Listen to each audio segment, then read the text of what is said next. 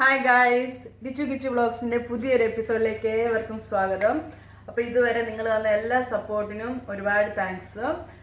ഇനിയും ഞങ്ങളുടെ ചാനലുകൾ ആരും കണ്ടിട്ടില്ല, ലൈക്ക് ചെയ്തിട്ടില്ല, സബ്സ്ക്രൈബ് ചെയ്തിട്ടില്ല എങ്കിൽ പെട്ടെന്ന് തന്നെ സബ്സ്ക്രൈബ് ചെയ്ത് കൊള്ളുക. അതുപോലെ നിങ്ങളുടെ ഫ്രണ്ട്സിനും റിലേറ്റീവ്സിനും എല്ലാം ഷെയർ ചെയ്ത് കൊടുക്കണം. നിങ്ങളുടെ എല്ലാം സപ്പോർട്ട് ഉണ്ടെങ്കിൽ മാത്രമേ ഞങ്ങളെപ്പോലെയുള്ള പുതിയ യൂട്യൂബേഴ്സിന് മുന്നോട്ട് വളരാൻ പറ്റത്തുള്ളൂ. അപ്പോൾ നിങ്ങളുടെ എല്ലാവരുടെയും സഹനം പ്രതീക്ഷിക്കുന്നു. അപ്പോൾ ഇന്ന് നമ്മളൊരു സ്പെഷ്യൽ ഐറ്റമാണ് ഉണ്ടാക്കാൻ പോകുന്നത്. എൻ്റെ അച്ഛനെ ഒരുപാട് ഇഷ്ടമുള്ളൊരു സാധനം, കൊഞ്ച് തീയൽ. അപ്പോൾ നമുക്കത് എങ്ങനെ ഉണ്ടാക്കുന്നത് നോക്കിയാലോ? Come on guys. സോ അതിന് നമുക്ക് വേണ്ടത് കൊഞ്ച് വേണം. സ്പെഷ്യൽ കൊഞ്ച് തീയലാകുമ്പോൾ നമുക്ക് കൊഞ്ച് വേണം. നമ്മളിത് തേങ്ങ തീയലാകുന്നതുകൊണ്ട് നമുക്ക് ഹെൽപ്പിനായിട്ട് നമ്മുടെ കുഞ്ഞ് ഷെഫ് കിച്ചപ്പൻ അവൻ അമ്മയെ ഹെൽപ്പ് ചെയ്യാൻ വേണ്ടി വന്നിട്ടുണ്ട്. അപ്പം അവൻ തേങ്ങ ഇപ്പം നന്നായിട്ട് ഇളക്കിക്കൊണ്ടിരിക്കുകയാണ്. നമുക്ക് അതിലേക്ക് കുറച്ച് ഇഞ്ചി ഇടാം, അതുപോലെ കുറച്ച് ചുമന്നുള്ളി നന്നായിട്ട് വെക്കാണ്, മൂട്ടി പിടിക്കല്.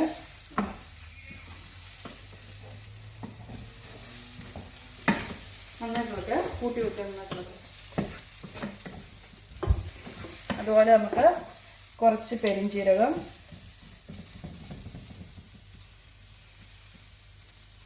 പിന്നെ കുറച്ച് കുരുമുളക്. ഒരുപാട് കുരുമുളക്, ഒത്തിരി കുരുമുളകായാൽ നല്ല എരിവായി പോകും.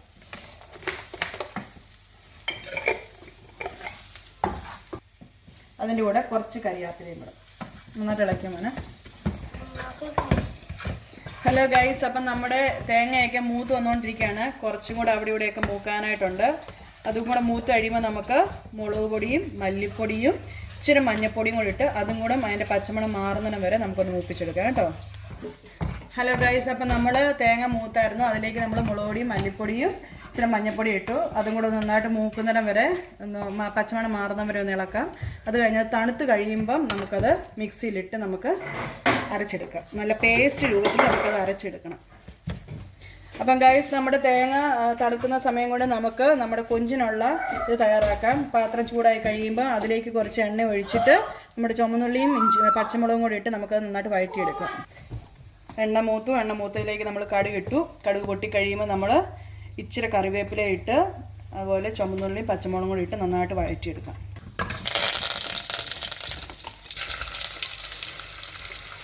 നമ്മുടെ ചുമന്നുള്ളിയൊക്കെ ചെറുതായിട്ട് വഴന്ന് വന്നിട്ടുണ്ട്. ഇനി അതിലേക്ക് കുറച്ച് മഞ്ഞൾപ്പൊടി ഇടാം. കുറച്ചിടും മോനെ, മതി.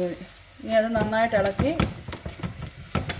മഞ്ഞൾപ്പൊടിയൊക്കെ മാറിയിട്ടുണ്ട്. ഇനി കൊഞ്ചിടാം, ഇട്ടുകൊടുക്കും മോനെ.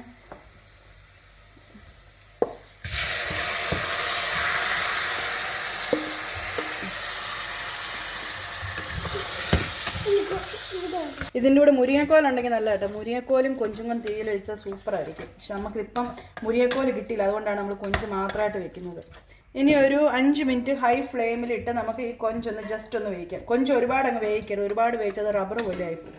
നമുക്കൊരു 5 മിനിറ്റ് ഹൈ ഫ്ലെയിമിലിട്ട് ഒന്ന് കൊഞ്ച് വേകുന്നേരം വരെ ഒന്ന് മൂടി വയ്ക്കാം. ഗൈസ്, അപ്പം നമ്മുടെ കൊഞ്ച് 5 മിനിറ്റ് കഴിഞ്ഞിരിക്കുകയാണ്. അപ്പോൾ നമ്മൾ അരച്ച് വെച്ചിരിക്കുന്ന മസാല നമുക്ക് ഇതിനകത്തോട്ട് ചേർക്കാം. മസാല മാത്രമേ ഇട്ടുള്ളൂ. ഇനിയും ഇച്ചിരി അത് ഒത്തിരി കുറുകിയല്ലിരിക്കും. അപ്പോൾ കുറച്ച് ചാറിനായിട്ട് നമുക്ക് ബാക്കി ജാറും കൂടെ കഴുകി നമ്മുടെ ആവശ്യത്തിനുള്ള വെള്ളം കൂടി ഇട്ട് ഇനി ഈ മസാലയ്ക്കകത്ത് കിടന്ന് കൊഞ്ച് ഒരു 5-10 മിനിറ്റ് കൂടെ കിടന്ന് നന്നായിട്ട് വേകട്ടെ. അല്ല ഗൈസ്, നമ്മളിപ്പം കുറച്ചും കൂടെ വെള്ളം നീട്ടി ഇനി നമുക്ക് ആവശ്യത്തിനുള്ള ഉപ്പും കൂടി ഇട്ട് കൊടുക്കാം. പക്ഷെ ഇപ്പം നിരത്തിയിട. ഹലോ ഗൈസ്, ഇപ്പോൾ ഒരു 5 മിനിറ്റായി. ഇനി നമുക്ക് അതിൻ്റെ പുളിക്കായിട്ട് തക്കാളിക്ക ഇടാം. കാരണം തക്കാളിക്ക നേരത്തെ ഇട്ട് കഴിഞ്ഞാൽ കൊഞ്ച് വേകാൻ താമസമുണ്ട്. അതുകൊണ്ടാണ് നമ്മൾ കൊഞ്ച് ഒരുമാതിരി വെന്ത് കഴിയുമ്പോൾ നമ്മൾ തക്കാളിക്ക ചേർക്കുന്നത്. അപ്പം ഗൈസ്, ഇപ്പോൾ 5 മിനിറ്റ് കഴിഞ്ഞിട്ടുണ്ട്. നല്ല പുളിയൊക്കെ ചേർന്നിട്ടുണ്ട്, അതുപോലെ ഉപ്പും എല്ലാം ചേർന്നിട്ടുണ്ട്, ടേസ്റ്റ് ആയിട്ടുണ്ട്. ഇനി നമുക്കത് ചോറിൻ്റെ കൂടെ സെർവ് ചെയ്ത് കഴിക്കാവുന്നതാണ്. പിന്നെ പുളി കുറവാന്ന് തോന്നുന്നവർക്ക് വേണമെങ്കിൽ വാളംപുളി ആണെങ്കിൽ ഈ സമയത്ത് ചേർക്കാവുന്നതാണ് കേട്ടോ. അപ്പോൾ ഈ വീഡിയോ എല്ലാവരും ഇനി ഇത് ഉണ്ടാക്കാൻ ഭയങ്കര എളുപ്പമാണ്. അതുകൊണ്ട് എല്ലാവരും ഇനി ഒരു കൊഞ്ച് തീയൽ ഉണ്ടാക്കി നോക്കണം. അതുപോലെ ഞങ്ങളുടെ ഈ വീഡിയോയ്ക്ക് കമൻറ്റ് ഇടേണ്ടതാണ്. അപ്പോൾ എല്ലാവരും ഈ വീഡിയോ കാണുക, ലൈക്ക് ചെയ്യുക, ഷെയർ ചെയ്യുക, സബ്സ്ക്രൈബ് ചെയ്യുക. അപ്പോൾ അടുത്തൊരു വീഡിയോയിൽ കാണുന്നത് വരെ ബൈ ബൈ.